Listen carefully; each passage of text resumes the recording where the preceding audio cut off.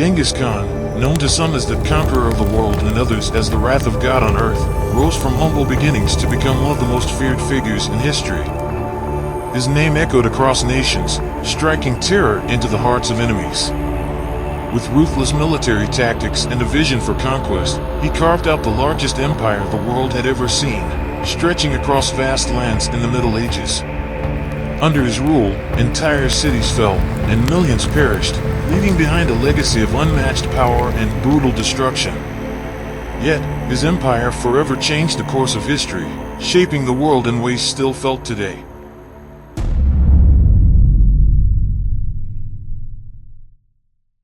In the year 1156, the vast and untamed steppes between China and Russia were home to the Mongols, a fierce and rugged group of nomadic tribes. Their lives were tied to the land, endlessly shifting their camps in search of fresh water and lush grass for their herds. Horses thundered across the plains, while the wind swept through the wild grasses, carrying with it the stories of these formidable people. Amid the wild, untamed beauty of the harsh Mongol steppes, Yasuji Baghadur, the fierce leader of the Gamuk Mongol tribe, led his warriors on a daring raid against a rival tribe. Among the spoils of battle, Yasuji captured a valiant warrior named Temüjin, whose strength and bravery left a deep impression on him. As Yasuji began the long journey home, with the sacred mountain of Burkhan Khaldun looming on the horizon, a messenger arrived with the good news: his wife had given birth to a son. Yasuji was moved by the courage of his captive and decided to name the child Temüjin after him. When Temüjin was just born, he was clutching a blood clot tightly in his tiny fist, a powerful sign in Mongol tradition, believed to mark a child's destiny for greatness. The wind howled across the open plains as if acknowledging the arrival of a future leader. But the road that lay ahead of Temüjin was as unforgiving as the steppes themselves. At just 9 years old, his life took a devastating turn. His father, Yasuji, the leader of the tribe, was treacherously poisoned by the Tatar tribe. In an instant, the safety and stability of his world crumbled. The tribe, seeing only a child where they needed a strong leader, abandoned Temüjin, his mother, and his brothers to the desolate wilderness. Cast out into the vast, barren lands, they were left to fend for themselves, struggling against the biting winds and the unyielding earth to survive on whatever meager scraps they could find. Every day was a battle for survival, as the family scraped by on roots, wild game, or anything they could scavenge from the harsh, unforgiving landscape. But the hunger, the isolation, and the struggle wore heavy on them. One fateful day, while out hunting, a bitter argument erupted between Temüjin and one of his brothers. Driven by desperation and rage when his brother refused to share his food, young Temüjin did the unthinkable. In a fit of fury, he struck down his own brother, marking the moment as a dark, defining chapter in his life. Temüjin grew up in his life that once clouded by hardship, found a glimmer of hope when he married Borte, a woman known not only for her beauty but for her strength and grace.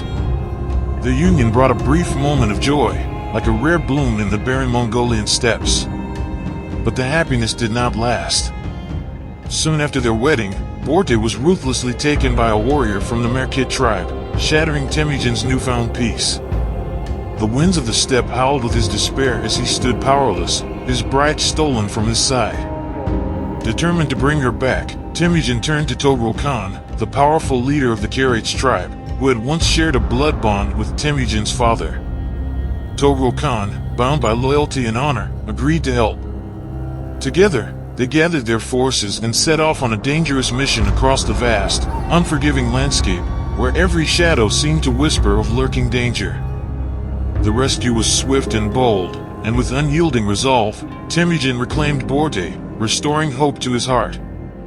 But fate was not yet done testing Temüjin. Not long after his victory, he was captured by the Takiad tribe, who sought to crush his spirit. They shackled him in a heavy wooden collar, treating him like a slave, dragging him through the dust like a beast of burden. Days stretched on under the weight of his captivity, and the darkness of despair began to close in. But just as all seemed lost, a spark of kindness flickered in the unlikeliest of places. A member of the Takiad tribe, bound by the old ties of loyalty with Temüjin's family, saw the injustice and decided to act. Under the cover of night, With only the stars as witnesses, he risked everything to free Temüjin from his chains. With the taste of freedom on his lips once more, Temüjin knew his destiny was far from over. This was just the beginning.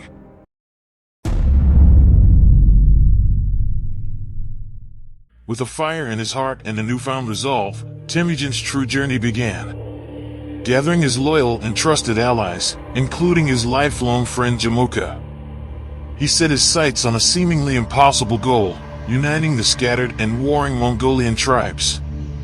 The vast, rugged landscape stretched before him, filled with hostile clans, treacherous paths, and endless challenges. But Temüjin was undeterred. He rode through the windswept steppes, his warriors at his side, battling smaller clans and forging alliances with those willing to join his cause. Before long, his efforts paid off. From the ashes of conflict and diplomacy, Temüjin amassed a formidable army, 20,000 fierce warriors, loyal and ready to follow him into any battle. With this powerful force at his command, his thoughts turned to revenge. His first target, the Tatar tribe, the very people who had poisoned his father and shattered his childhood. The ground trembled beneath the hooves of his warriors as they descended upon the Tatars, launching a merciless campaign. The Tatar forces, once feared, crumbled under Temüjin's relentless assault, but their defiance lingered. They refused to submit to his rule, challenging his authority even in defeat. Temüjin's fury was swift and unforgiving. In a chilling display of his uncompromising will, he ordered the execution of every Tatar, men, elders, and warriors alike. Only the children were spared, destined to grow under his rule and fight by his side in the future. It was a brutal, decisive act, one that echoed across the steppes and cemented his reputation as a leader who would stop at nothing to achieve his vision. But vengeance had not yet run its course. Next, Temüjin turned his sights on the Takiad tribe, the same tribe that had once captured, tortured, and humiliated him. With the memory of his imprisonment burning in his mind, he led his warriors in a fiery assault. The Takiad were overwhelmed, and Temüjin showed no mercy.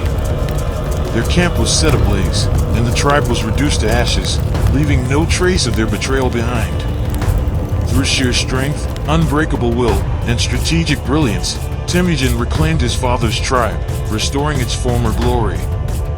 Tribe after tribe fell before him as he fought a series of brutal battles, each victory bringing him closer to his ultimate goal. The scattered Mongol clans, once divided and feuding, began to unite under his banner, drawn by his undeniable strength and leadership. By the year 1206, Temüjin had achieved what once seemed impossible. He was given the title of Genghis Khan, conqueror of the world. His name would echo through history, forever etched in the annals of time as a symbol of unmatched power, strategic genius, and unyielding ambition. The winds of the steppes carried his name, and the world would never be the same again.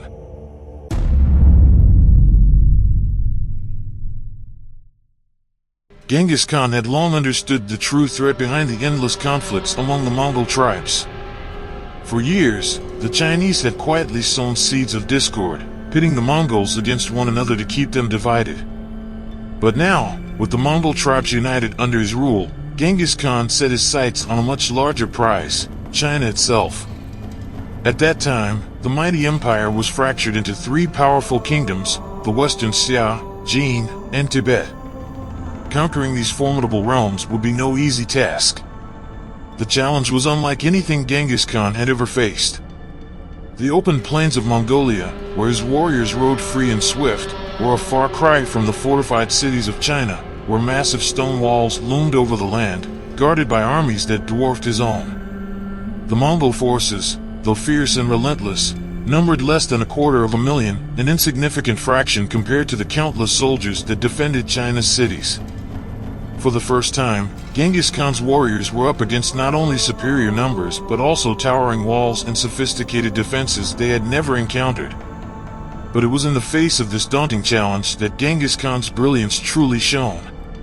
Refusing to be deterred, he devised a plan. He captured a group of Chinese engineers, skilled in the very art of defense, and forced them to turn their knowledge against their own people. Under his command, they designed powerful siege weapons capable of smashing through the seemingly impenetrable city walls. Yet, Genghis Khan's genius went further. He learned how to divert rivers, cutting off the water supplies to the cities and leaving them to wither under the scorching sun. Armed with these new tactics, Genghis Khan unleashed his fury. The Mongol army stormed the fortified cities of China, their siege weapons hammering at the walls, while the rivers dried up, leaving the inhabitants parched and desperate. As the defenses crumbled and food and water dwindled, city after city fell. Many surrendered, terrified by the unstoppable force that had come upon them. But those who resisted soon faced the full wrath of Genghis Khan. He showed no mercy. His army stormed the cities, leaving only devastation in their wake. Buildings were burned to the ground, the streets ran red with blood, and the survivors were few. The message was clear: surrender or be destroyed. Through a relentless campaign of siege and terror, Genghis Khan tore through the Chinese kingdoms, dismantling their defenses one by one. The once mighty walls that had seemed invincible crumbled before his might. His ultimate triumph came when he captured the heart of the Jin Kingdom, the capital city of Beijing. The conquest was swift, brutal, and final. It was a testament not only to Genghis Khan's unmatched strategic genius, but to his unyielding determination to conquer all who stood in his way.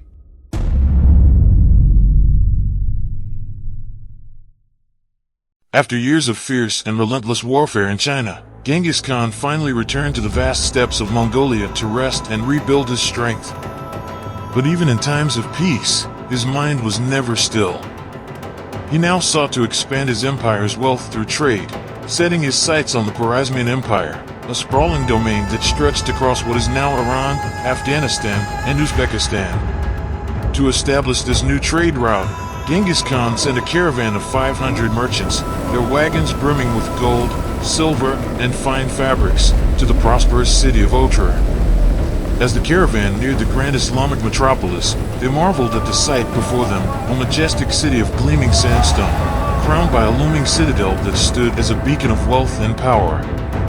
The merchants, with hope in their hearts and peace in their intentions, approached the governor of the city, Inalchuk.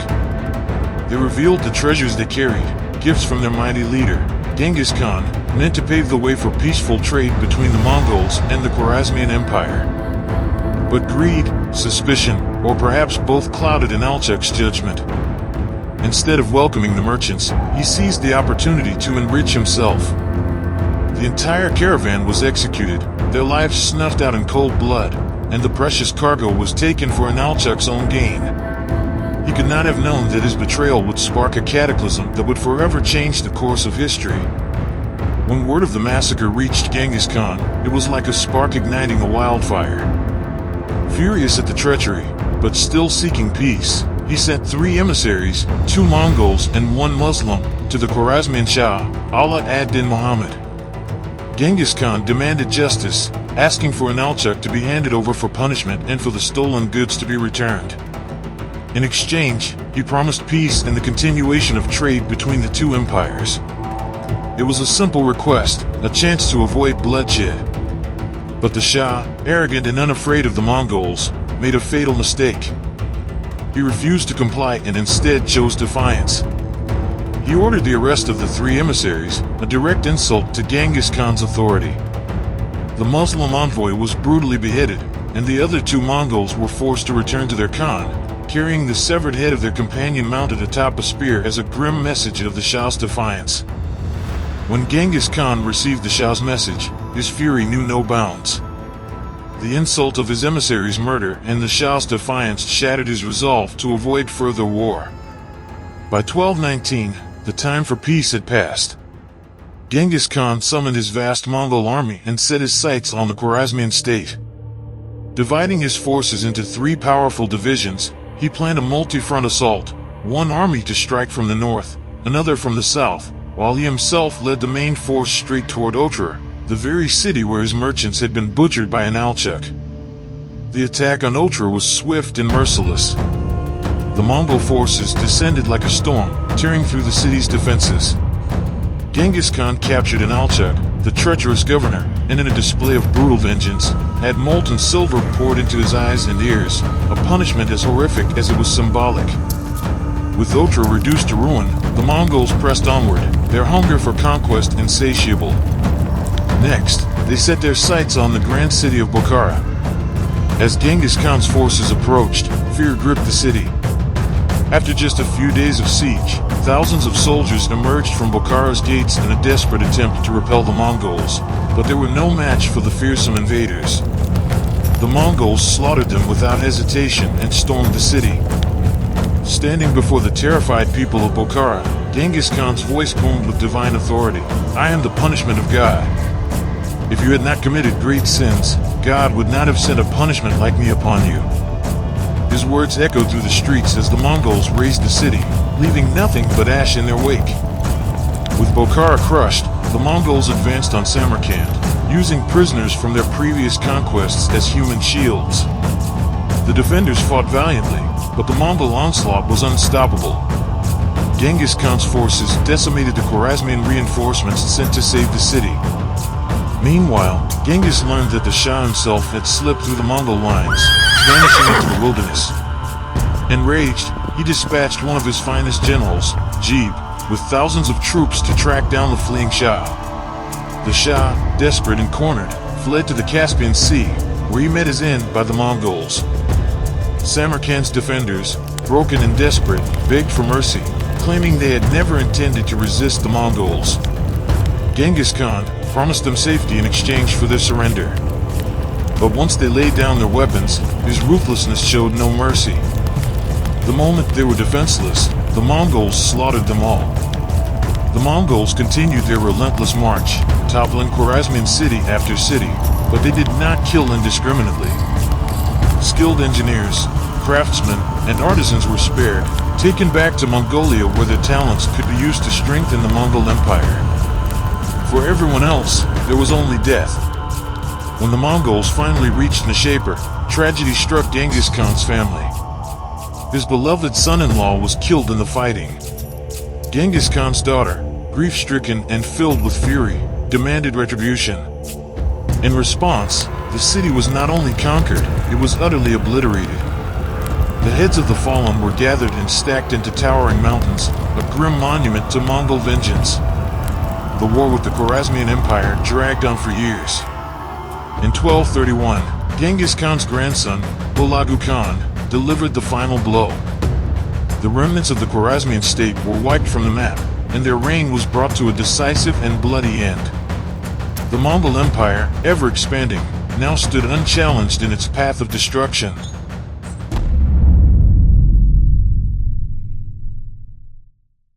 Genghis Khan remains a figure of fascination and debate. Known for his fierce loyalty to his followers and his ruthless approach to his enemies, he was both a revered leader and a formidable conqueror. He transformed the scattered Mongolian tribes into a powerful and united empire, with Karakorum as its bustling capital in central Mongolia. His governance was marked by a strict set of laws called the Yasa, which aimed to bring order and justice to his people. Among these laws were the principles of shared resources. Everyone, from prisoners to princes, shared their food equally, and the belief in simplicity of address, where titles were discarded, and everyone was simply called by their name. Genghis Khan also upheld the principle of religious freedom, allowing a diverse range of beliefs within his empire, from shamanism to Christianity and Buddhism. His personal faith in Tengrian religion coexisted with advisors and emissaries of various beliefs, reflecting his inclusive approach. Under his rule, trade routes were established that connected Europe and Asia, laying the groundwork for the global trade system we have today. Mongolian culture also held women in high regard. Remarkably, his daughter-in-law, Turakina Khatun, took charge of the empire and ruled for 4 years with great respect when her husband died. Genghis Khan's death in 1227 remains shrouded in mystery. Some say he succumbed to malaria, while others believe he died from injuries sustained in a fall from his horse. Legends suggest that anyone who witnessed his burial was killed to keep the location secret, adding to the enigma surrounding his final resting place. the legacy of Genghis Khan lives on in surprising ways. Studies suggest that 1 in every 200 people alive today can trace their ancestry back to him, a testament to the enduring impact of his remarkable life and empire.